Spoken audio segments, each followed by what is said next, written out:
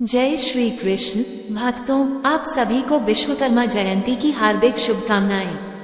आज हम आपको भगवान विश्वकर्मा की कथा सुनाने जा रहे हैं, जिनके अद्भुत स्वरूप और महिमा का वर्णन स्वयं भगवान विष्णु जी ने लक्ष्मी जी को बताया है।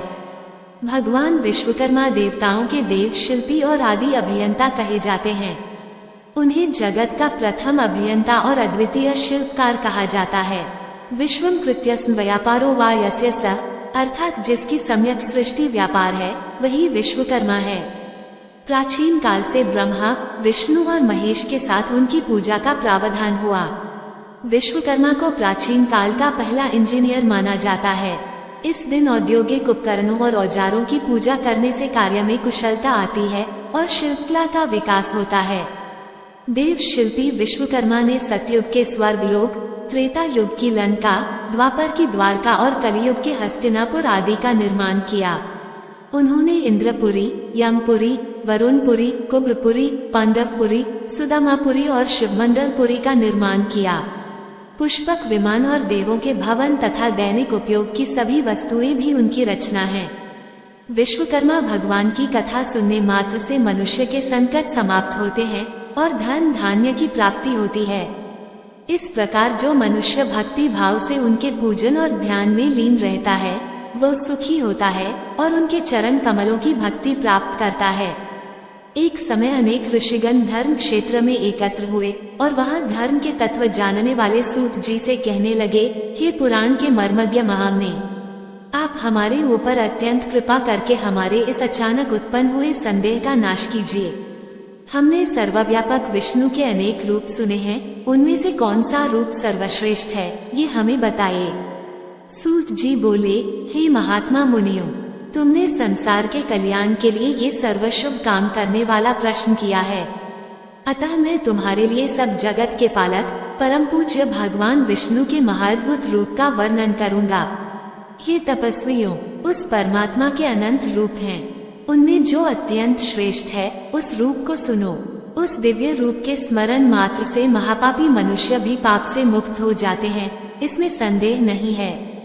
इसी प्रश्न को संसार के कल्याण के लिए क्षीर सागर में लक्ष्मी ने भगवान विष्णु से एक बार पूछा था। लक्ष्मी कहने लगी, हे जगन्नाथ, आप अनेक महान रूपों को भक्ति युक्त होकर पृथ्वी पर प्रकट करते रहते हैं। हे स्वामी, क्या वे रूप सब समान ही हैं, या उनमें गौण और मुख्य किसी प्रकार का भेद है? विष्णु भगवान बोले, हे प्रिय, जब मैं समस्त ब्रह्मांड को आत्मा में संहृत करके स्वानुभूति होता हूँ, तब मैं एक ही बहुरूप धारण करता हूँ। इस प्रकार इच्छा करते हुए अपनी माया के वश में हुए जीवों को कर्मभोग के लिए क्षण मात्र में असंख्य ब्रह्मलोक आदि लोकों को जिस रूप से रचता हूँ, हे देवी, उस रूप को मैं तुमसे कहता हूँ, उसे ध्यान से सुनो। हे देवी, मैं यहाँ अद्भुत, सब और तेज से व्याप्त, अनेक सूर्य की चमक से भी अधिक चमकने वाले विश्वकर्मा रूप को धारण करता हूँ और उनके अनुगमन में मनुष्य सृष्टि करने की कामना करता हुआ सर्वप्रथम पुण्यात्मा तपस्वी ब्रह्मा को रचता हूँ। उस ब्रह्मा की स्तुति, यज्ञ और गान के प्रतिपादन करने वाले ऋग, यजु और साम की अच्छी प्रकार उपदेश देता हूँ। इसी प्रकार शिल्प विद्या प्रतिपादक अथर्ववेद भी ब्रह्मा को प्रदान करता हूँ। ये वही वेद है जिससे शिल्पी लोगों ने शिल्प निकालकर अनेक वस्तुओं की रचना की है। हे देवी, मेरे अनेक रूपों में यह विश्वकर्मा रूप मुख्य है। यही वह रूप है जिससे सारी सृष्टि क्षण मात्र में उत्पन्न होती है। इस विश्वकर्मा रूप परमात्मा के अद्भुत स्वरूप का जो क्षण मात्र भी ध्यान करता है, उसके समस्त विघ्न नष्ट हो जाते हैं। जो शिल्पी श्री विश्वकर्मा के दिव्य रूप का ध्यान पूर्वक चिंतन करता है, उसके समस्त दुख विदीर्ण हो जाते हैं। सूत जी कहने लगे, हे ऋषियों, इस प्रकार लक्ष्मी जी को अपने दिव्य रूप का वर्णन करके त्रैलोक्यपति भगवान विष्णु मौन हो गए। ऋषिगण बोले, सर्वधर्म को जानने वाले महाराज सूत जी, आपने ये दिव्य लक्ष्मी और भगवान विष्णु का संवाद कैसे जाना? भगवान विष्णु को दिव्य विश्वकर्मा रूप किस प्रकार प्राप्त हुआ और संसार ने इस रूप को कैसे जाना? सूत जी बोले, हे मुनियों, सुनो, जिस प्रकार मनुष्यों की कामना को देने वाला ये समाचार मेरे कानों में पहुंचा, वह मैं कहता हूँ। 1. महर्षि अंगिरा नाम वाले मुनि हुए, जिन्होंने हिमालय पर्वत के समीप गंगा तट पर बड़ा भारी तप किया था। वर्षा ऋतु में आच्छादन रहित स्थान में, शीतकाल में शीतल जल में, ग्रीष्मकाल में धूप में बैठकर वे अंगिरा मुनि तप करने लगे। तप करते करते भी उनका मन सुखी नहीं था और इधर उधर इस प्रकार दौड़ता था जैसे मृग इधर उधर भागता है। तभी अचानक आकाशवाणी हुई, हे तपोधन, तू व्यर्थ श्रम करता है। लक्ष्य से छूटा हुआ बाण कैसे अपने लक्ष्य को बे सकता है, वही तेरी गति हो गई है। तू लोक में उपवास को प्राप्त हो रहा है। उत्पत्ति, स्थिति और संहार करने वाला, सबको अभीष्ट सिद्ध करने वाला महातेजस्वी विश्वकर्मा संसार में प्रसिद्ध है। उनका पंचमुख और दशबाहु वाला महादेव रूप सरस्वती और लक्ष्मी से पूजित है। तू उनका दिन रात ध्यान कर। इस रूप का स्वयं श्रीहरि ने क्षीर सागर में उपदेश दिया है। सब कामों को छोड़कर व्रत का आचरण कर और उसी दिन विधि पूर्वक विश्वकर्मा जी की पूजा कर। इस प्रकार आकाश को गूंजा देने वाली वाणी को सुनकर अंगिरा मुनि बड़े विस्मय में पड़ गए और भगवान का ध्यान करने लगे। श्री विश्वकर्मा जी का ध्यान करते समय उनके चित्त में शिल्प ज्ञान धारक अर्थ सहित अथर्ववेद प्रविष्ट हुआ।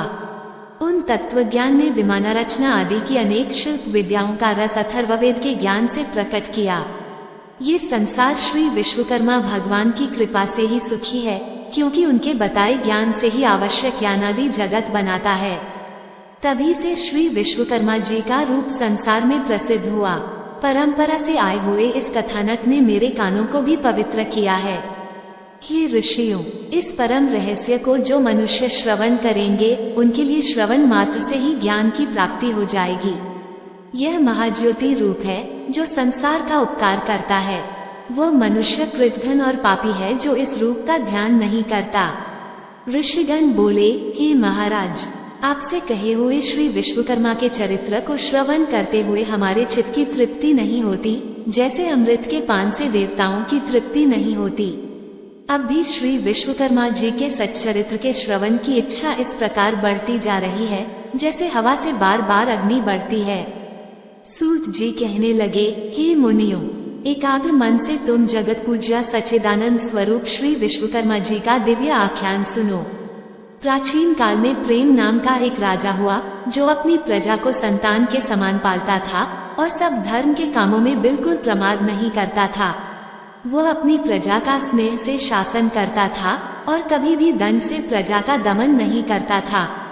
दरिद्रता से आक्रांत हुए मनुष्य मेरा शासन मानेंगे, यह उसकी नीति नहीं थी। अतः वह राजा सदा प्रजा की वृद्धि के लिए यत्न करता था। उसका राज्य कृतघ्न और दुष्टों के अभाव के कारण सुखी था। उस राजा की कमल नयन वाली साक्षात सती के समान विदुषी, धर्म कर्म और